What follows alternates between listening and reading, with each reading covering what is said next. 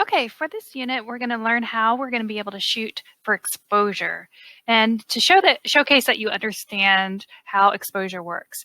And the great thing about this project is that we're going to be working on putting everything that you've done together so far. So your aperture, your shutter speed, and your ISO are all going to be working together in order to help you create this exposure assignment. So first of all, let me show you the end result. The end result is you're going to have two different subjects that you photograph, and you're going to photograph them with two stops underexposed, one stop underexposed, properly exposed, and then overexposed, and two stops overexposed. So I want you to be able to see the differences between those. Now, when you're looking at exposure and when looking at your camera, there might be some opportunities for you to expose in between a stop. But for the nature of this assignment, I really want you to practice doing an entire full stop so you can start to learn the stops clear. Remember, a stop in photography could be anywhere from you can change a stop by changing three things. You can change your shutter speed. Okay, so for example, going from 1/2000 to 1/4000 is moving at a stop. Okay, you can go to your f-stop, and you could change it from F11 to F8, and that would change a full stop. And then you could also change your ISO, and your ISO, you could go from ISO 400 to ISO 800, and that would change it a full stop. So when you're changing those three aspects of your camera, you're able to get a lighter or darker image as needed. So for this assignment, you're going to be doing one full set like this, and then a second set to prove that you understand it. For your extra credit, you're going to have the opportunity to create a silhouette image and to create a double exposure image. You can do one or the other, or you could do both of them for your extra credit assignment.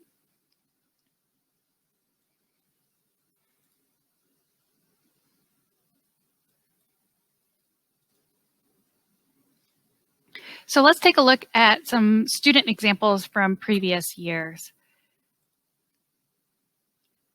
So this is a student example.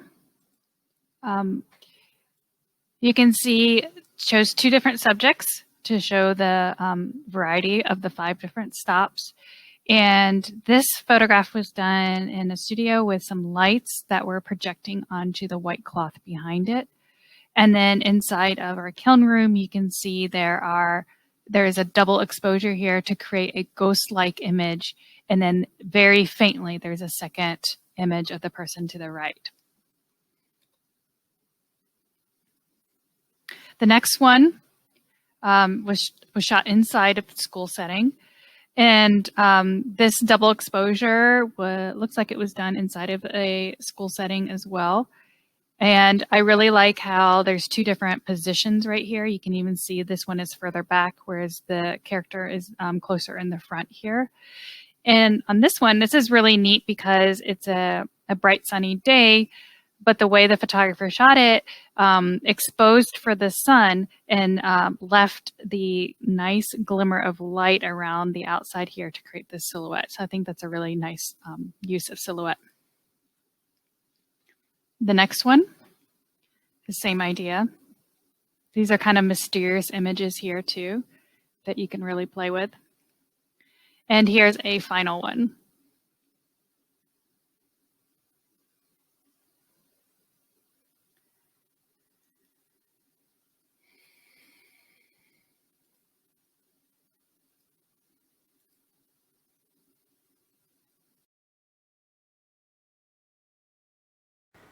Okay, so before I get started on the logistics of how to work your camera for this assignment, I wanted to share with you the basic concept of working with exposure. So I have for you set up in the classroom just a regular studio light, which is illuminating the white box, the brown box, and the black box, and I have my camera set up right in front of it. And I'm holding with me something called a gray card. So the concept I want to teach you is that for the most part, when you are looking through your camera to your subject, your camera is trying to turn everything in that picture to a medium gray. Okay? So if you were to look through this camera, it's trying to set everything in that picture into a medium gray. And once it's set, when it's deciding, it's averaging everything so that it can balance the light for you to the best of its ability. You have to keep in mind though, your camera does not know what you're shooting. They don't know, the camera doesn't know exactly what it is and how to set the camera. It's going to guess for you if you put it in program mode. But in manual mode, you need to tell it how you want it to think. Okay? So let me just illustrate this for you. I'm going to take away this gray card. Okay? And a brown box has the similar value as a gray card. And when you look at the back of my camera, and I push the shutter halfway, look at the light meter at the bottom. Notice that it sits at 0, or it hovers a little bit to the bottom or to the right. The 1, 2, and 3 are full stops, okay? Either overexposed or underexposed. Right now, the way that I have this composed, I push it halfway, the light meter believes that it is putting this brown box into the gray value so that it has the best exposure. Watch what happens when I move it over to the black box. Okay. I move it over to the black box, and then I push it halfway, and notice the camera believes that it is underexposed a stop and a half. All of a sudden, it's reading all that black that's coming into the camera, and it's like, ooh, ooh, ooh, ooh, ooh, nope, nope, nope, nope. That's getting too dark, getting too dark. So the lighting has not changed. The only thing that has changed is that I'm pointing into the direction of a darker box. Now let's find out what happens if I move over to this white box. Okay, and I push it halfway. Notice it's overexposed. The camera is now saying, whoa, too much light coming in here. Whoa, whoa, whoa, whoa, whoa. I think you need to make it darker. So that is the concept of photography. You're putting objects in front of the light meter, and the light meter is reading how much light is bouncing back into the camera. It does not mean that the camera understands what you're trying to shoot. Okay? All it knows, all it's doing is it's reading that light. So you as a photographer have to decide on whether or not you want to change your settings based on what you're pointing it at. Okay? So, that basic concept is what I want you to take forward with the rest of this project. So every year I print out a small photography little cheat sheet for my students that they can take with them on photo shoots. And so you're welcome to download this application, print it small, and keep it into your camera bag. This is just, photographers do all this stuff inside their head because they have a lot of experience. But as you're learning photography, this is a really 4-step guideline on how to process and how to come up to a photograph and think about what your settings should be. So we're going to be working in manual settings. So for the photography cheat sheet, the first step is to figure out where you are and set your ISO. Don't ever leave it on auto unless you're in an emergency situation where you need to. But if you're outside, try ISO 100. If it's like window light or if it's cloudy or in the shade, you might need to move to ISO 400. If you're indoors, you're probably going to need ISO 800. And then if you're doing anything that's using action or you're indoors and using action, anything above 1000 is going to get the picture you need. Now, of course, depending on the lighting situation, you might need to adjust those. So just that's the first thing you should set when you get to your camera and to your scenario. Now, the second one, we're going to skip by that one right now. Everyone should probably just be using auto white balance. We're going to learn about lighting in the next unit. So, but after the next unit, you'll be able to understand that. Then number 3 is, which one is more important in your picture? Is it the shutter speed or is it the aperture? We already got the ISO figured out. Now we need to figure out which part of the picture is most important to you. So yesterday I was doing a photo shoot for senior portraits. And typically when it comes to doing portraits, aperture is the most important part because I really want to blur out the background. Now, if I was doing a portrait where the subject was moving or spinning or something like that, yes, shutter speed would be important. But for the most part, the way I was shooting yesterday, my model was staying fairly still, and I really wanted to blur out the backdrop. So I knew I wanted a short depth of field. So I set my f-stop between these f-stops right here. Okay. So after I've set the f-stop for what I really want it to be, okay, let's say I set it for 1.4. Then I'm going to look down at my light meter and find out where this little notch is on the light meter. If it's underexposed, I'm going to have to add more light to my picture, which means I need to slow down the shutter speed.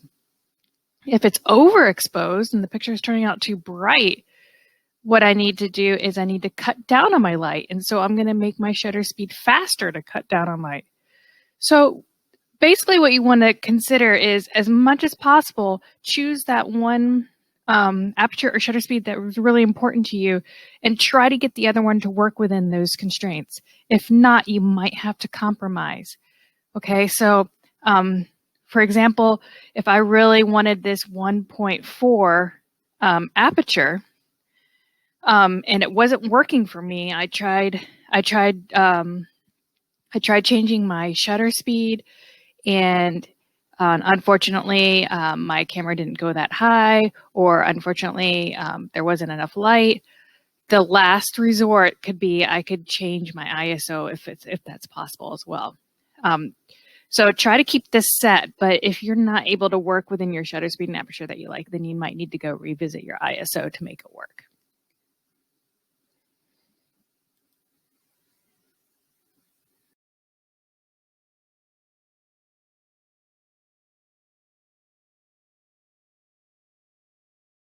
For today's lesson, we're going to learn how to use the point and shoot to create our exposure project.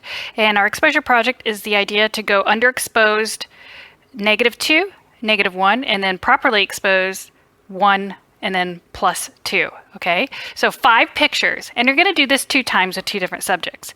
My subject right now is going to be this beautiful box. Why not?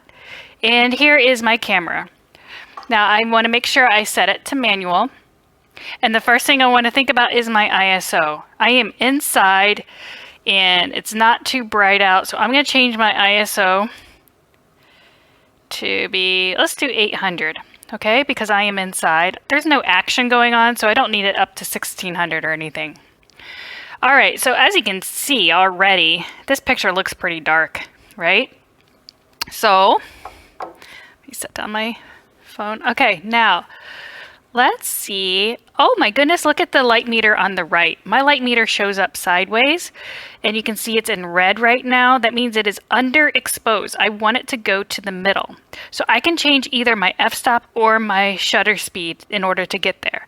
Since I'm on a table, it is okay for me to change my shutter speed. If I was hand holding it, I would have to be careful, right? So let's see. To get it to the middle, it puts it at 1/30. And look at that, it's right in the middle. So that is considered a properly exposed image. Now, I want to take one at -2, -1. So the first thing I'm going to want to do is scroll all the way back down to there we go, -2. And I'm going to take that picture at -2. And then I'm going to take a picture at -1. It's the next bar. Whoops, wrong way. See it move on the right? There you go. Now it's at -1. And then I'm going to try again, and I'm going to put it at 0, which is right in the middle.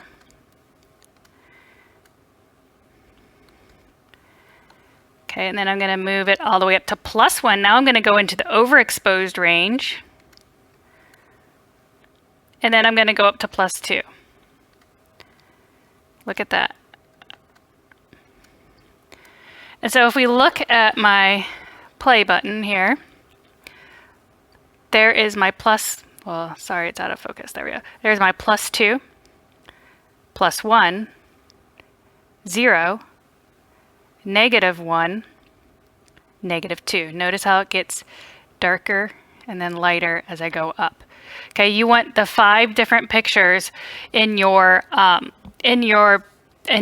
composition, and this is actually called bracketing, and a lot of photographers use this in order to have a variety of images to choose from when they get back to their editing studio.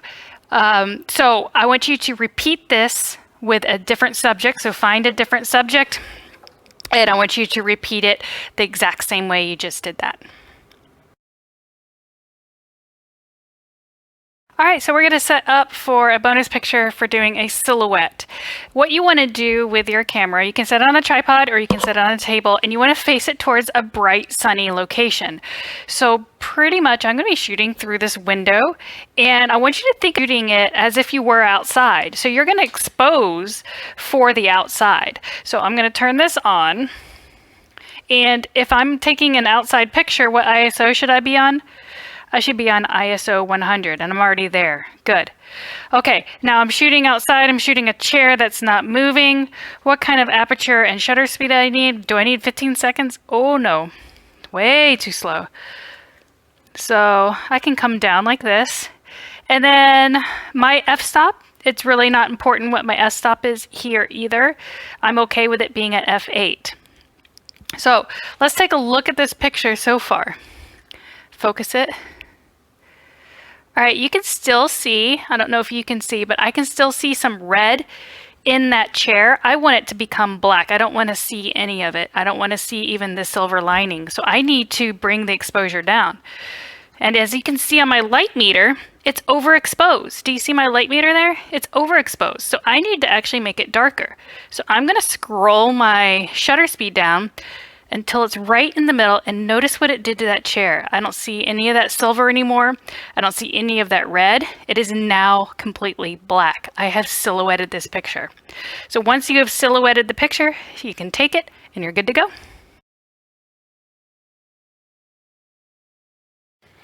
All right, so let's try the double exposure using a point and shoot camera. Point and shoot camera will work for the double exposure. And what I want you to do is set up a dark room. So you notice I can turn off my lights and it gets completely dark. So either do this at night so it's easier for you to work, or make sure you're in the dark room. And what you need to do is set it to manual settings. And on the back, let me turn on my camera. I want you to change your ISO to as low as it can go. Okay. And change your shutter to as long as it can go. Mine goes to 15 seconds. Yours maybe will go to 30 or 20. So put it at what you can get it to. And then your f-stop needs to be a small f-stop. Mine is at f8. So I just push this button, and I want it to be the smallest aperture to let in the least amount of light.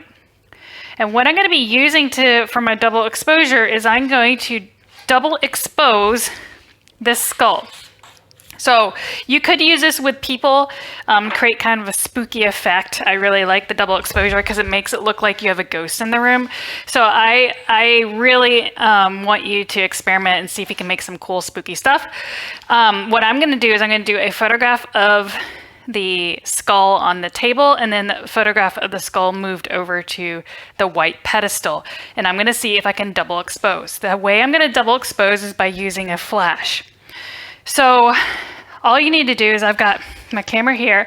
I have another camera that has a flash, and the only reason I have this camera is not to take a picture, but it's actually just to use it as a flash. So find any other device, like maybe a cell phone with a flash burst or something really bright that you can do to create a double exposure effect. Maybe borrow somebody else's camera in the house. It doesn't matter, all it needs is a flash.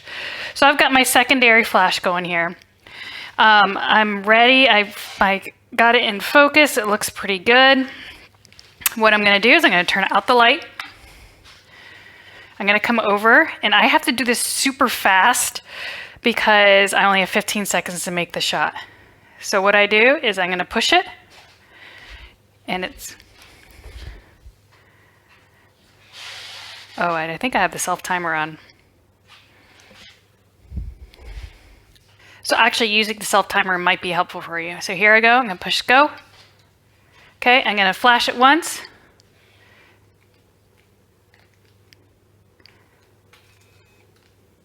Okay, pause. Let me try that again. My flash had turned off. So I'm gonna push the shutter. Good, flash once. There we go. Now I'm going to quickly move it over to its new location really quick. I'm going to press flash again. Come on, there it goes. Let's see what shows up. It's still thinking, it's still thinking. Here it comes. Now with my point and shoots, you'll see the word busy. That means it's thinking about all the information it just collected for 15 whole seconds. I'm very excited to see what shows up. It's got a lot of data to do. And let's see. Where's my play button? I can turn on the light. Play. Very cool. I got 2 skulls. And they're both kind of, you can see right here, they both are very ghost-like inside of a picture. Wicked cool! I love it. Okay.